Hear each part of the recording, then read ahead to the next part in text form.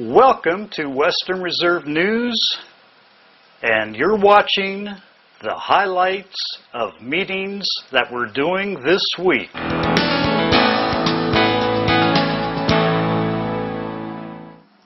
The week of September 14th, 2015, Western Reserve News on Monday was at Perry Township and at Goshen Township. On Tuesday, Western Reserve News was at the Poland Village Council meeting. On Wednesday, Western Reserve News was at the Canfield Board of Education meeting. And on Thursday, Western Reserve News was at the Fairfield Township meeting. Here we go. Okay, we are at Fairfield Township. Let's listen to Mel give a road report. Mel!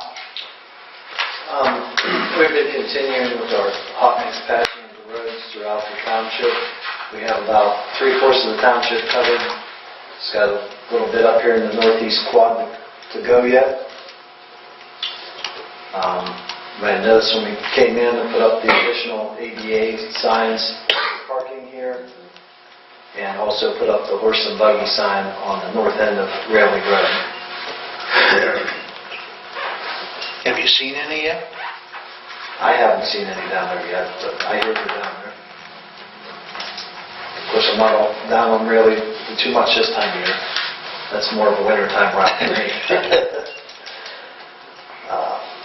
Well, we've been doing some culvert and catch basin work also. The ashes have been coming in pretty steadily after thought maybe we were going to have a little bit of trouble there, so that's been good. Kirk Road between Middleton and Crestview was paved on September 9th. Lines and berms are to be done yet. They put 1.5 inches of type 2 leveling on that and then topped it with 1 inch of top. Lower Elkton was line striped on September 15th through the county program from County 440 to State Route 558, as we had agreed to do. I contacted the Dexter company and told them they were awarded the bid to put the hydraulics hoist in bed on the 2006. And I also emailed them a copy of the signed acknowledgement on the 9th, so they should start ordering pieces and parts in to get going on that. They're going to come and get that truck, Mel? It's right on the wording that it's up to them to pick up and deliveries. Because I guess when does their clock start ticking as far as that 12-week, 14-week, or what was that? Yeah, it should be. As soon as he got that back, he should have ordered the bed. So. Okay. So it's going to start. I'm going to go with the 9th of September. Okay. You may want to just advise them of that. Yeah. And once they had that signed acknowledgement back, they should have ordered the bed. So. Yeah.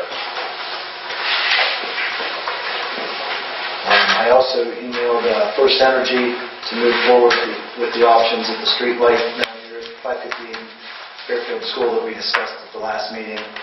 I haven't received any confirmation that it's been done yet. I also emailed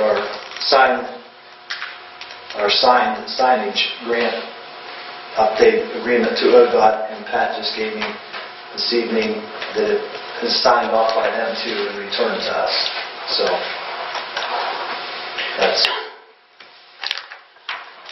And then last, just an update on the railroad crossings. Beeson Mills is back open with the base coat down, and the top will need to be done yet. And Esterly is currently closed. Didn't look like they had put the base down. They had a dugout for the base. The last that was passed, which was yesterday. Have you been wondering about the Fairfield Township annexation? Bob, when will that annexation that we filed back in July 22nd, when the commissioners filed, is that a 60-day or when? It's a 60 day. 60 days. So that would be actually next Tuesday. Yeah, because everything's been on hold. Everything's been on hold for 60 days. Okay. So the 22nd, that 60-day window will be open. We've talked about this before, and by high-rise code, the city of Columbiana will need to administer, since the intersection is part of the annexed area. And I talked to Lance about this last week. Because at this point, the county engineer and the township are statutorily completed with the project. We cannot, by Ohio Revised Code, administer or work anymore on that project because that area is annexed into the city. So the county engineer and the township, we will hand these plans to the city, and they'll need to review them and approve them with the Port Authority, Tracy Drake, Jobs Ohio, and ODOT District 11. We will present this to the city when the remaining documents are completed. So once Bob gets all this together, the CAD files, will send those to the city. I've been in communication with Lance, and he's aware of the situation with the annexation, and then we will go from there at this point. Is the economy to blame for an increase of indigents? And I also made copies of indigent dispositions in Ohio, where we're dealing with indigents that need buried. Columbiana just had one of these, and they weren't real happy about it, but you have to pay. It's just the way the statute's written, and we do have a good relationship with a lot of the undertakers in the area and that. But it was, what I found interesting was that they were of the belief that the reason why this is increasing is because of the poor economy. There's more and more homeless people that are either staying with relatives or just kind of floating around. And it's kind of sad. But I wanted to give you a copy of this too, Mel. I think we're going to see more and more of that stuff. But it sets forth our statutory duties as far as if there is someone here that has passed away, and if we're unable to locate relatives or someone that wants to claim the body, then it's our responsibility to dispose of it appropriately. And we are permitted to cremate, but then the question becomes, what do you do with the ashes? And hopefully somebody from the family will claim the ashes. If not, then we have to take care of that too. Tim Wade, when he was at Unity Township, when I was talking about the cemeteries, Tim had brought up that they actually perform a couple at Unity Township. Yep, so it's out there. The Canfield Board of Education started off with a presentation. My name is Richard Duffin. I'm a Canfield alumni, and we started a golf outing with a bunch of friends that played for Coach Baldwin and Coach Fry. We've been playing together for a number of years, and when it came to one of our reunions, we decided to turn this into a fundraiser for the school. We thought it would be 1 year, and we would do that, and now this is the 4th year. And with this check today, it'll bring a total of $66,000 that the alumni have contributed back to the school just by getting together and playing golf. But it's a lot of alumni, mostly from 76 and 77, and it's expanding to different groups, and we try to support as many extracurricular activities as we can at Canfield local schools. So we're hoping that we can get the committee, several committee members that are up here. We have actually 2 presentations to make. Could you introduce the people who helped you out here? If everybody stand, please. I'll let everybody introduce themselves and say what year they're from. Yeah. Go ahead and do that. Some I don't want to admit. Jordan, Wilma, board members, on behalf of the Canfield alumni till open, those present, those aren't here, we'd like to present a check for $26,230. The committee has broken this up into 18 different entities that this will be supported. In addition, we put $2,000 aside to start growing an educational endowment, and as I mentioned earlier, that brings the total to $66,000. So I'm very proud to present this to you.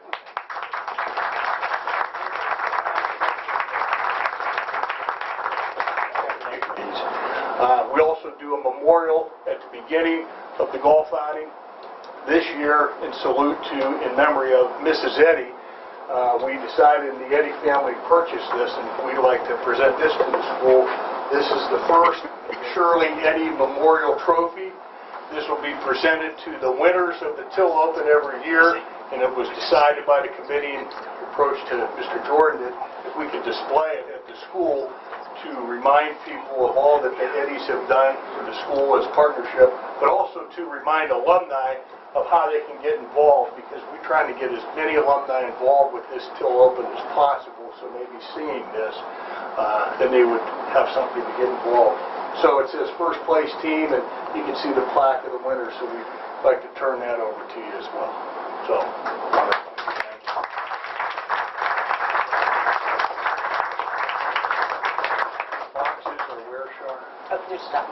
Oh, right there, so we'll just... Wonderful. That's better than some of the LPGA and PGA championships that I've seen. It's pretty heavy. And, you know, over the past few years, I know it's a labor of love by all of you. You know, heartfelt gratitude, appreciation, scholarships that have been given, opportunities for our youth, and without your support, much less has been available for our kids. So, again, thank you very much. I know a lot of booster groups have been involved now. The kids have a lot of fun seeing you old-timers come on out.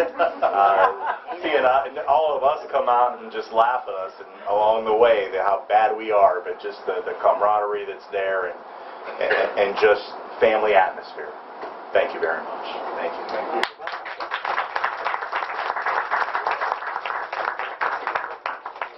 An explanation of what that middle school fire was all about. A favor and explain what the incident was in case there was someone out there who didn't know. In case there was somebody out there that did not hear, we had a small electrical fire in one of our HVAC heating and air conditioning units on the top of our cafeteria. Immediately once it happened, some smoke started filtering into the cafeteria. As soon as we addressed and saw that there was an issue, fire alarm was pulled, fire department was called, every student was evacuated safely out of the building, and once the fire department got there and determined that it was a problem that was going to take a little bit of time to resolve, we moved everybody from C.H. Campbell up to the high school where they were held. Parents were contacted, and sign-out procedures started with everybody. So it was a challenging situation today, but honestly, everybody rose to the occasion, and it went as smooth as you possibly could have expected it to. How long did it take for them to get there? The fire department, they were there within 3 or 4 minutes. So it was a very quick response. And the building was evacuated before they even... The building was evacuated within 2.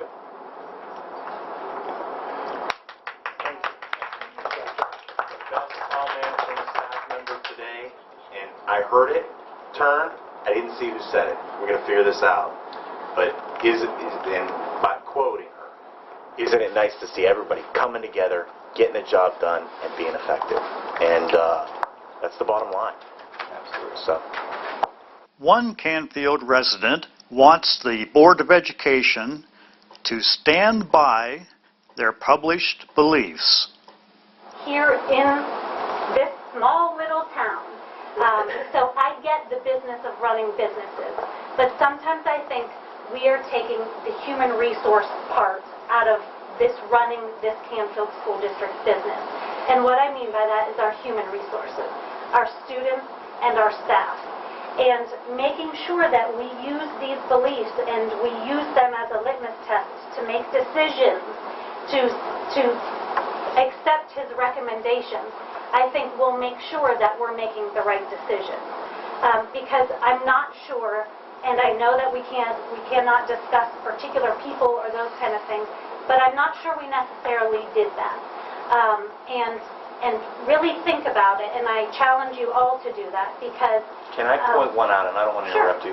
One of those beliefs is treat others like we want to be treated. Exactly. And that's a key one to me. And everything that I preface going to opening comments leads to that. And you'll see that's one that I have starred. Yep. There is also one that says, we believe in clear and honest and open communication.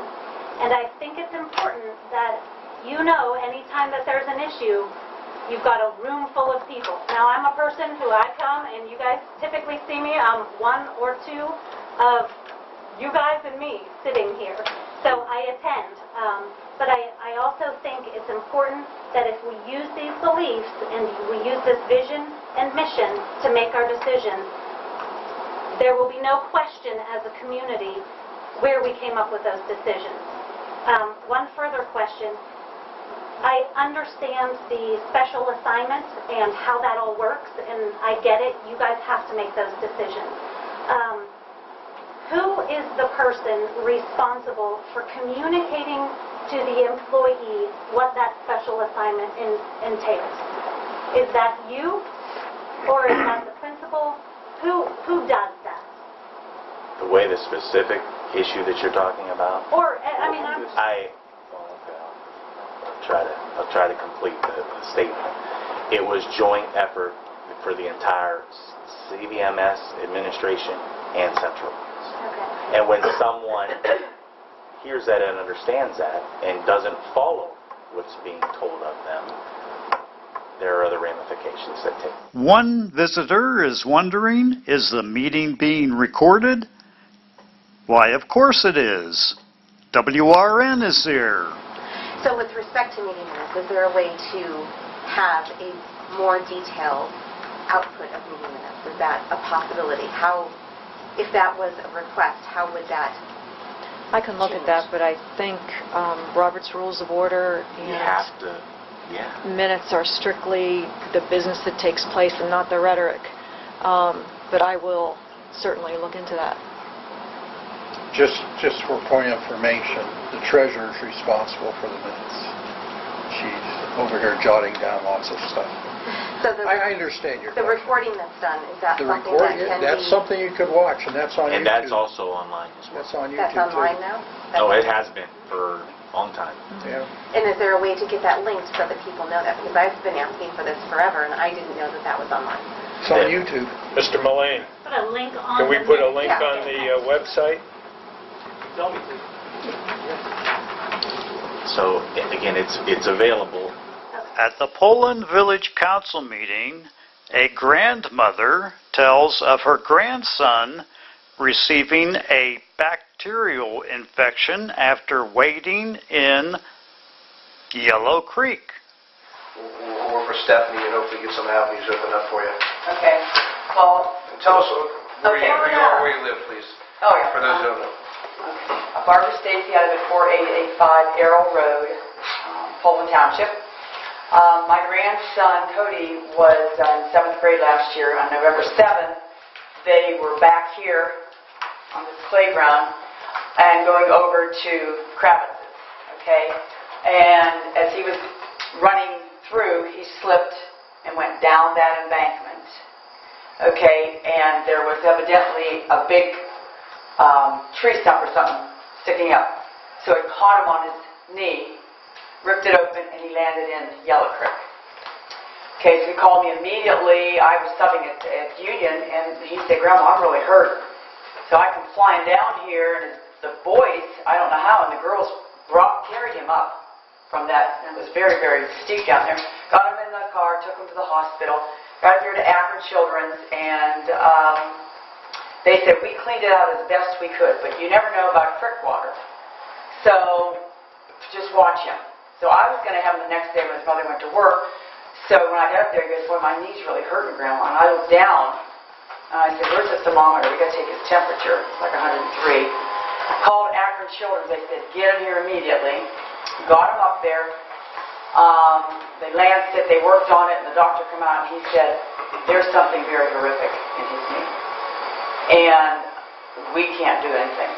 You have to take him to Akron. So we called Akron, got him up there.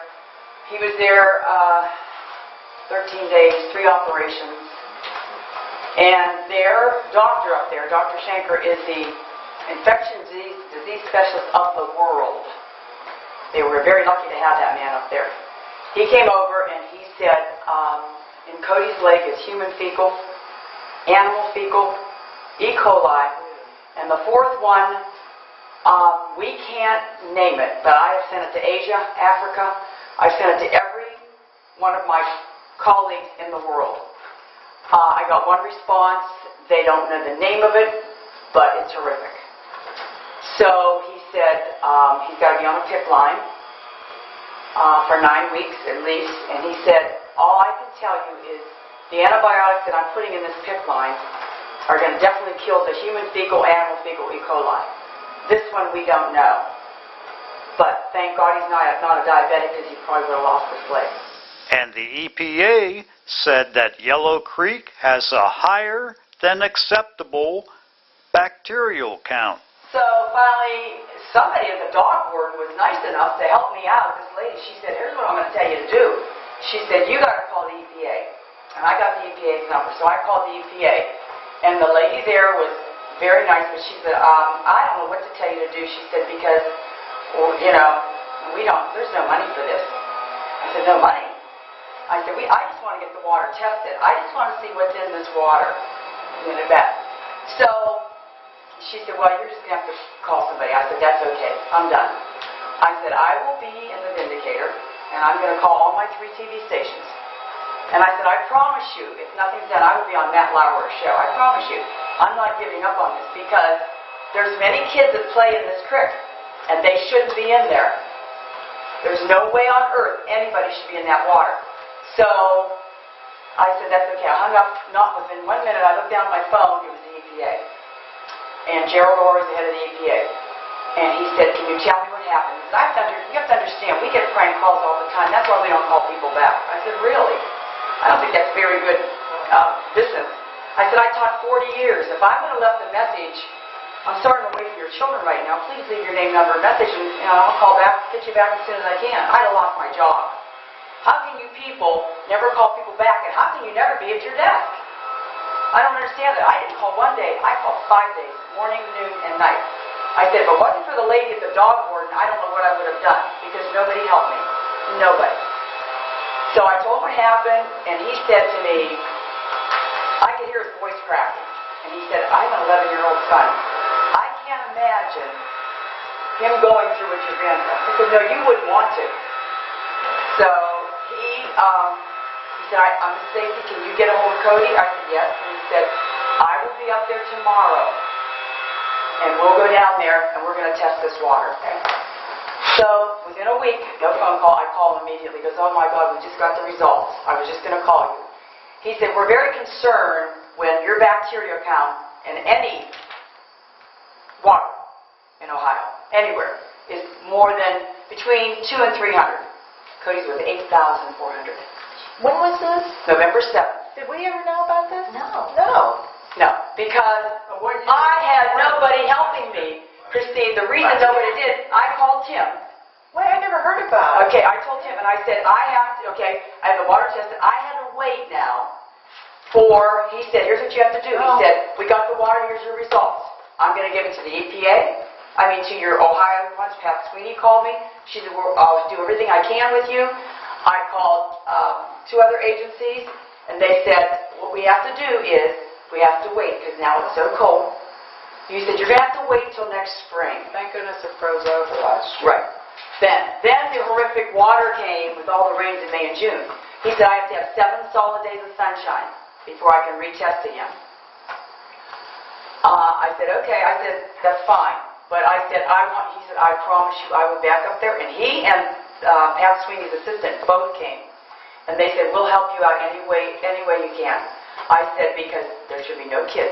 Sure enough, we go down to test. There's 6 kids playing around there. One of my students homeschools her children. And she took them on a field trip. The little girl slipped and fell, and she has Mercer of the Year. So I said, they've got to do something. I brought the results from that. He retested, it's 280. He said, but it always fluctuates. So I said, somehow they've got to barricade, do something. Put something over this water. And I went to the township, and Jim Charvelli said, well, that's a big distance. I said, but it's a kid's life. Because the next time, the other's not going to be as happy. I said, somehow, there's so many wonderful people in Poland. I've lived here all my life. I know if they can help us out. I don't care. Those kids are in that creek. And Mark Cabell said, Bart, don't you remember at the high school, the big joke was, maybe you remember, Christine, was when you got a big, big rain. Those kids couldn't wait to go home, get their kayaks, get their inner tubes, and they were down this thing all the way to Struthers. And whoever had the most leeches on them, Dr. Bryan took off the leeches, and he counted them. Whoever had the most leeches won that day. So I said, you see, they're all in there. And I know that the cross country does training through there. No way this can go on. I'm telling you right now, no way, because he said that water, I talked to Professor at YSU, he sends his kids out here every year. He said it's the worst reading anywhere. Yellow Creek in Poland has the worst reading of any area. At Goshen Township, let's hear the EMS and Fire Report. Goshen Township trustees here. August 2015 report. Damascus Fire month of August. We had 41 calls. EMS was 29, 16 in Goshen, 9 in Butler, 3 others, and 1 in Knox. We had 12 fire runs. And again, whether you're a resident or not, please wear your seatbelt when you come through and at all times, please. The department responded to a large barn and garage fire. It appeared to be burning for quite a while before anybody noticed it and got a call. But they did save the house and the things in the house. So it was a shame because that was a 100-year-old barn and shed that we lost. So, but Derek wants to thank everybody that was involved in all the other departments for the great help and response that they got and to do that. So. Again, please, no open burnings, because if it's get complaints, we have to put it out. So, if you are going to burn, don't burn trash, furniture, plastics, and things like that. So, we appreciate it. We've had lately runs at our local trailer parks that are not calls that they should be calling an ambulance for. They just want to ride to the emergency room. They don't feel good or stub the toe, absolutely the calls are not warranted. An ambulance call. But we've been getting quite a few of them again. So I just wanted to report on that. And most important, we're always accepting new applications for membership. So please, if anybody's interested, contact Derek, and it's 330-853-4418, please. We're always looking for good help. Thank you. Should a church service be held at the Goshen Township Hall? Well, we had a request from a gentleman that's here tonight that is interested in running our hall here every Sunday for starting a church. I've mentioned to the other two trustees. I don't know if you want to say a little bit about what you're trying to do, or just for worship services and preaching of God's Word every Sunday for the people in the area here. Traditional hymns, basically, and so be open for everyone, type of thing. And that's what we're kind of just want to get God's Word out on a regular basis, you might say, and make it public for people. And worship service and regular traditional hymns too. So that's basically it. And for 10 2 hours segment, hopefully from 10 to 12 each Sunday, and just kind of present that as my, see if that'd be possible. okay. Was you thinking about having any type of Sunday school too, or? Probably. It could be Sunday school. Yeah, probably join together with the worship service. Not with the worship service, but right before. Sometimes it might be a little special, like on Easter.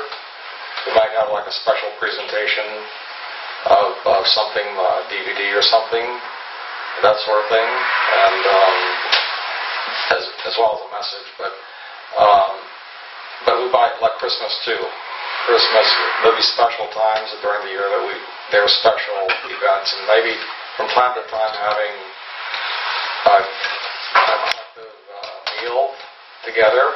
People that come get to know each other a little better that way after the service is done. And so that's basically what we're asking for. I mean, I think it's a great idea what you're doing there. I think in my opinion, I need to check with the prosecutor, this being a government building, where we legally stand on something like this. It's never been brought up to us before. It's sort of a new thing that I've been asked about.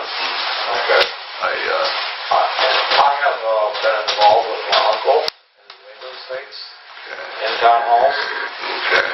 And they've done that before. And now it's been years back, but whether it's still the same, I'm not sure.